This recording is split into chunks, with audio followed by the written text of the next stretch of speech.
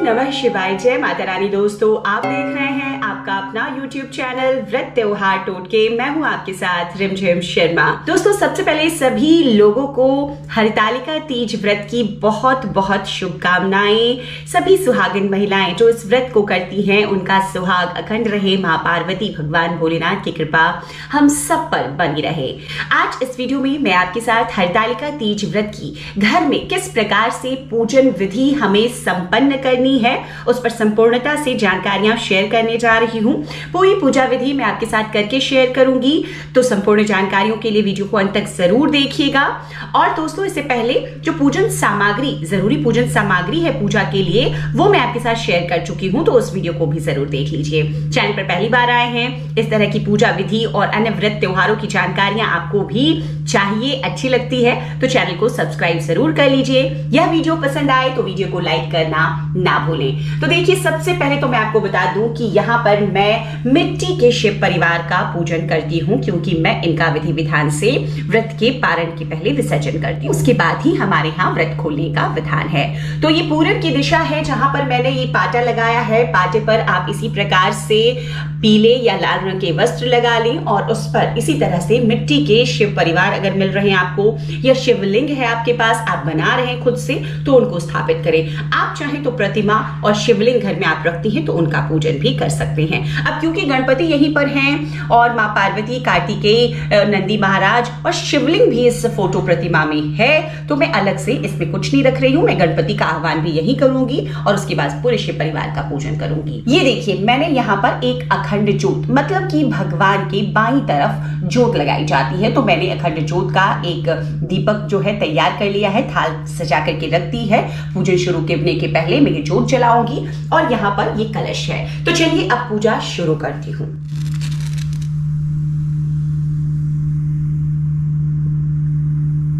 तो ये सबसे पहले दीप देव का आह्वान कर लिया। इसके बाद आप एक फूल लेकर इसी में कुमकुम और अक्षत डाल करके दीप देव को आह्वान करिए उनका, और ये पूजा में शरीक होने के लिए उन्हें कहें, और इस पूजा का जो शुभ फल है वो आपको प्राप्त हो, सभी देवी देवताओं का आशीर्वाद आपको प्राप्त हो। तो इस तरह से दीप देव का पूजन कर लिया। अब इसके बाद जो कलश पर दीपक है, इसको भी प्रज्वलित कर लूंगी। तो इसके बाद देखिए, कलश देव का भी इसी तरह एक फूल, अक्षत और कुमकुम के साथ में पूजन कर लेते हैं। देखिए, कलश में जो पूरे 64,000 देवी देवता हैं, उनका आह्वान किया जाता है, जो इस पूजा में सम्मिलित होने के लिए आते हैं और पूजा का पूर्ण फल आपको प्रदान करते हैं। तो इस पूजा में ये मैंने दीप कलश तैयार रखा है, पूर्ण पात्र के ऊपर ये दीपक रखा है। कलश के अंदर की जो सामग्री है कई बार मैं आपके साथ शेयर कर चुकी हूं। तो इस तरह से आपने कलश देव का पूजन किया और सभी जो 64,000 देवी देवता है उनका आह्वान कर लिया, उनको प्रणाम कर लिया। अब बारी आती है दोस्तों संकल्प की। तो संकल्प के लिए ये देखिए, एक पान का पत्ता है, अक्षत है, फूल है, सिक्का है और सुपारी, ये चीजें जरूरी होती है। तो आपने इन चीजों को हाथ में लेना है। अपनी जो भी आप आज हरतालिका तीज व्रत कर रही हैं, आप भगवान के सामने कहेंगी कि आज आप हरतालिका तीज व्रत में पूरे अपने श्रद्धा भाव के साथ हैं। आज आपका जो भी आपका गोत्र है उसका नाम लीजिए, अपने स्थान का जहां पर आप रहती हैं उनका, उस जगह का नाम लीजिए और अपना नाम लेकर के आप इस व्रत को करने का संकल्प लेकर, ये संकल्प का पान का पत्ता जो है आप यहाँ पर प्रभु के चरणों में इसे छोड़ दीजिए। इसके बाद में आप पूजन विधि शुरू करेंगे। तो सबसे पहले जो आज की पूजा विधि होती है दोस्तों, उसमें हम भगवान का अभिषेक करते हैं, स्नान कराते हैं। तो ये देखिए, पंचामृत मैंने तैयार रखा है, लेकिन अभिषेक नहीं कर सकती यहाँ पर। अगर आपके पास शिवलिंग का अलग से आप रखकर पूजन कर रही हैं तो आप अभिषेक भी कर सकती हैं। मैं यहाँ पर अभिषेक के भाव से ये जो पंचामृत तैयार रखा है, इसका छींटा देकर ही भगवान की पूजा शुरू कर रही हूं। तो यहीं पे गणपति भी हैं, तो इस तरह से आपने ये भाव से इस तरह से करना है अभिषेक। और इसके बाद वही जैसे कि हम सभी अभिषेक में करते हैं, पहले जल से, फिर पंचामृत से और उसके बाद फिर से जल से। तो इस प्रकार से ये अभिषेक का मैंने भाव कर लिया। इसके बाद में देखिए, गणपति को यज्ञोपवीत एक देंगे और एक भगवान शिव को, ये इस तरह से मैंने पहले ही यज्ञोपवीत तैयार रखा है। तो गणपति को उनको यज्ञोपवीत देने के भाव से अब यहाँ पर आपने इस तरह से यज्ञोपवीत रखा है। अब ये आप भगवान शिव को यज्ञोपवीत अर्पित करें। इसके बाद में दोस्तों वस्त्र में देखिए, यहाँ पर ये गणपति को सबसे पहले वस्त्र दे रहे हैं, तो लाल कलावे का ये वस्त्र है। आप यहाँ पर ऐसे रख भी सकते हैं। भगवान शिव के लिए देखिए, जैसा मैंने बताया था, कच्चे सूत का सामग्री में आपके साथ मैंने शेयर किया है। आपको सफेद कच्चे सूत्र का वस्त्र आप भगवान शिव को दे सकते हैं। तो इस तरीके से दिया आपने भगवान शिव को वस्त्र। अब माँ पार्वती के लिए आपको चुनरी रखनी है, तो आप चुनरी माता को अर्पित करें। यह है सफेद चंदन, तो गणपति को भी सफेद चंदन ही आज अर्पित करते हैं। आज माता को भी हम सफेद चंदन अर्पित करते हैं, भगवान शिव को। और ये कार्तिकेय महाराज हैं, उनको अर्पित कीजिए। इस तरह से आपको भाव करना है। देखिए गिर गई चुनरी, फिर से उसे रख देंगे। इसके बाद में भगवान को अष्टगंध अर्पित करती हूँ, तो ये अष्टगंध भगवान गणपति को, शिव जी को और माता पार्वती को भी अर्पित कीजिए। गणपति को आप रोली भी अर्पित कर सकते हैं, तो रोली अर्पित कीजिए। भगवान शिव को हम रोली अर्पित नहीं करते हैं। आप इसके बाद में कार्तिकेय जी को रोली अर्पित कीजिए। गणपति को हम सिंदूर अर्पित करेंगे, सिंदूर अर्पित कीजिए। माता को भी अर्पित कीजिए। कार्तिकेय भगवान को हम सिंदूर अर्पित नहीं करेंगे। इसके बाद में आपको ये हल्दी गणपति के नाम से आप यहाँ पर छोड़िए और माता पार्वती के नाम से भगवान कार्तिकेय के लिए भी आप हल्दी अर्पित कर सकते हैं। इसके बाद में अब हाथ आप साफ कर लीजिए, क्योंकि भगवान शिव को आपको अगर जो भी चीजें अर्पित करनी है उसमें कुमकुम वगैरह नहीं जाना चाहिए।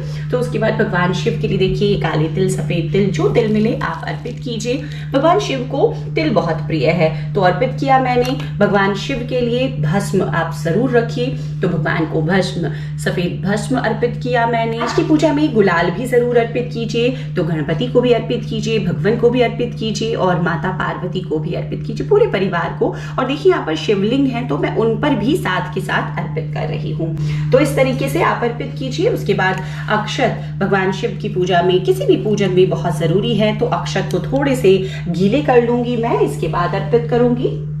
तो ये गीले अक्षत हैं, गणपति को अर्पित कीजिए, भगवान को अर्पित कीजिए, भोलेनाथ को, माता पार्वती को अर्पित कीजिए। तो इस तरीके से अक्षत भी आज की पूजा में बहुत महत्व रखता है।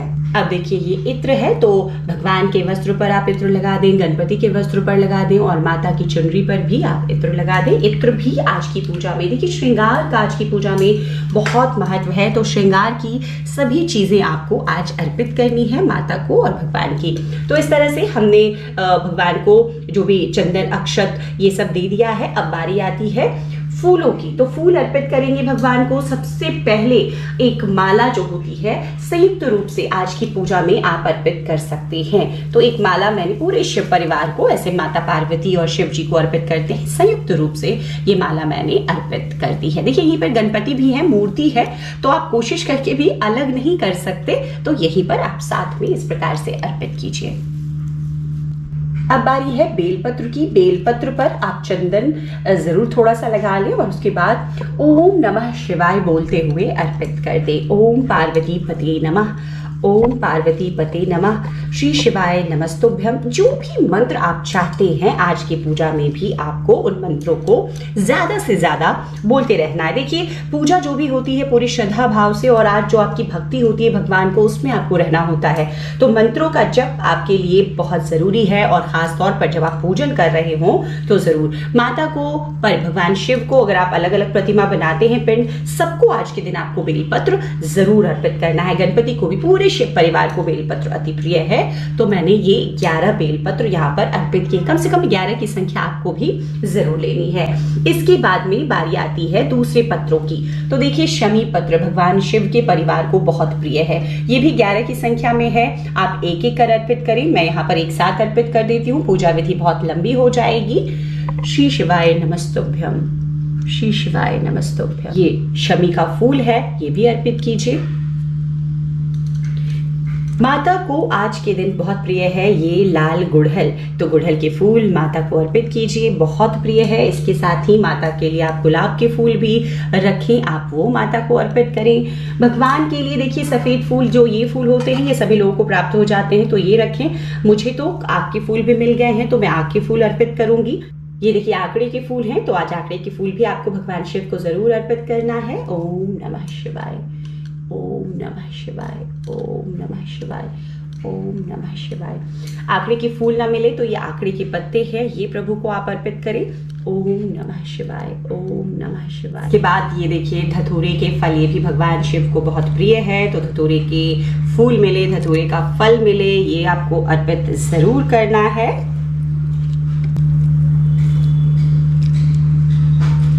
धतूरे का फूल देखिए, जो मिले, जितनी संख्या में मिले उतनी आप अर्पित कर दें। भगवान को बहुत प्रिय है ये। थोड़ा प्रयास करके इन चीज़ों को आप बिल्कुल ढूंढ कर ला सकते हैं। मैं भी लाती हूँ, थोड़ी मुश्किल तो होती है लेकिन मिल जाती हैं चीज़ें। इसके बाद में देखिए भांग, कच्चा भांग है, आपको सूखे भांग मिले आप सूखे भांग भी अर्पित कर सकते हैं।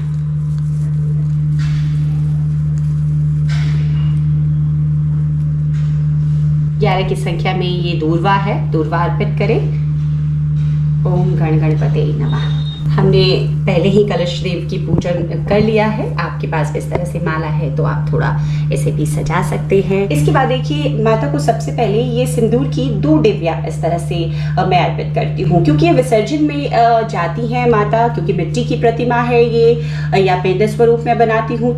तो ये डिब्बियाँ दोनों, एक डिब्बी से माता को आप सुहाग दें, मतलब माता को सिंदूर अर्पित करें, और दूसरी डिब्बी भी मैं यहाँ पर खोल कर रखती हूँ और फिर उस डिब्बी को मैं अपने सिंदूर के जो सिंदूरदानी है, जो सिंधौरा है मेरा, उसमें रख देती हूँ।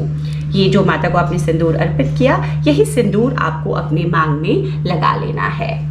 और देखिए ये वो दूसरी डिब्बी है जो मैं अपने पास रखूंगी। तो दोनों ही डिब्बियां यहाँ पर मैंने माता के सामने रख दी है। हमारे यहाँ देखिए इस तरह से, जैसे एक वस्त्र मैंने माता को दिया, लेकिन इससे टुकड़े मैं नहीं करूंगी वो अपने लिए सुहाग लेते वक्त, तो एक अलग से कॉटन का इस तरह से वस्त्र मैं रखती हूँ यहाँ पर माता के सामने, या माता के आप इन्हें भी अर्पित कर दें। और इसके बाद इस वस्त्र से ही हम सुबह में परिवार में जितनी सुहागिन महिलाएं होती हैं, लड़कियां भी होती हैं, उनको हम माता का ये जो वस्त्र है थोड़ा थोड़ा प्रसाद स्वरूप देते हैं, और कम से कम पारण वाले दिन पूरे दिन हम अपने वस्त्र में इसे लगा करके रखते हैं, बाद में किसी सुरक्षित स्थान पर रख देते हैं या फिर विसर्जन के लिए देते हैं। तो इस तरह का नियम हमारे यहाँ है। अगर आपके यहाँ है तो इस तरह से आप एक कॉटन कपड़ा भी अलग से भी अर्पित करें। और अब बारी आती है भोग की। तो आज हरतालिका तीज व्रत की पूजन में, जैसा मैंने पहले सामग्री में बताया है कि हमारे यहाँ गुजिया का मतलब अन्न का भोग लगता है। तो ये गुजिया है, बालूशाही है, आप पंचमेवा अलग से रख लें भोग में। एक साथ में ये भोग रख कर दिखा रही हूँ आपको, आप चाहें तो अलग अलग भी रख सकते हैं। तो गणपति क्योंकि यहाँ पर शिव परिवार में ही है, तो मैंने उनके लिए एक साथ ही भोग रखा है। और ये जो भी सीजन के फल मिले, आपको नारियल एक आज माता को जरूर अर्पित करना है। पारण वाले दिन इसे तोड़कर प्रसाद में हम बांट लेते हैं। और ये है काले चने जो कि भिगोकर रखे जाते हैं और आज की पूजा में जरूर अर्पित किए जाते हैं। तो ये भी आप भोग स्वरूप अर्पित जरूर कीजिएगा।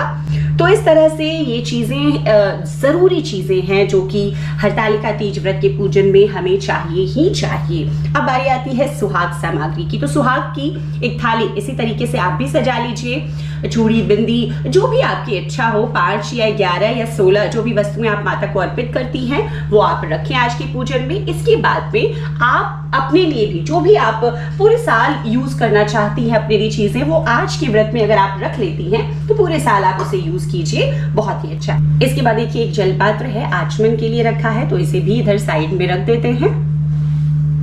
दोस्तों कोई भी विशेष पूजा जब हम करते हैं तो भगवान का आह्वान करते हैं तो दक्षिणा हमें जरूर रखना चाहिए। तो जो भी आपकी श्रद्धा हो दक्षिणा पूजन में जरूर रखें। इसके बाद में मुख शुद्धि का पान है। देखिए तो यहाँ पर आप चाहे तो एक पान रखें, मेरे पास यहाँ पर 2 पान के पत्ते और हैं। तो मुख शुद्धि के लिए यहाँ पर भगवान शिव के लिए, माता पार्वती के लिए ये मैं 2 पान के पत्ते रख रही हूँ।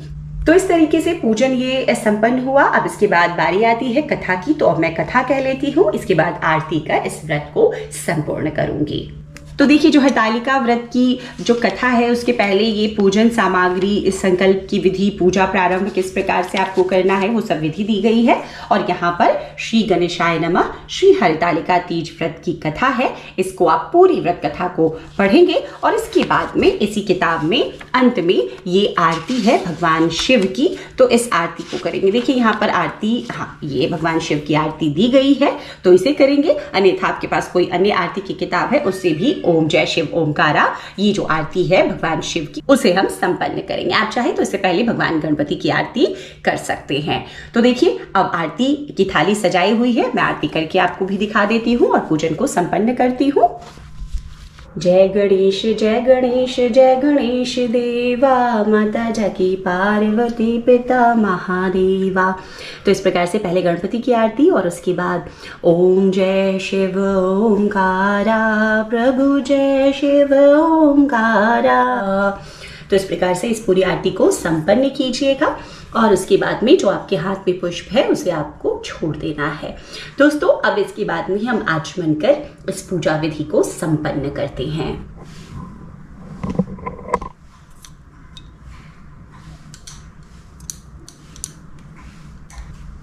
तो इस प्रकार से हरतालिका तीज व्रत की संपूर्ण पूजन विधि दोस्तों संपन्न होती है। इसी प्रकार से आपको पूजन विधि रखनी है। उम्मीद करती हूँ जो ये वीडियो में संपूर्णता से मैंने कोशिश की है आपके साथ पूरी पूजा विधि शेयर करने की, आपको भी अच्छी लगी होगी। वीडियो पसंद आए तो लाइक कीजिएगा। इस तरह की जानकारियां आपको भी अच्छी लगती है तो चैनल को सब्सक्राइब करना ना भूलें। वीडियो देखने के लिए बहुत बहुत शुक्रिया। जय माता रानी। हर हर महादेव।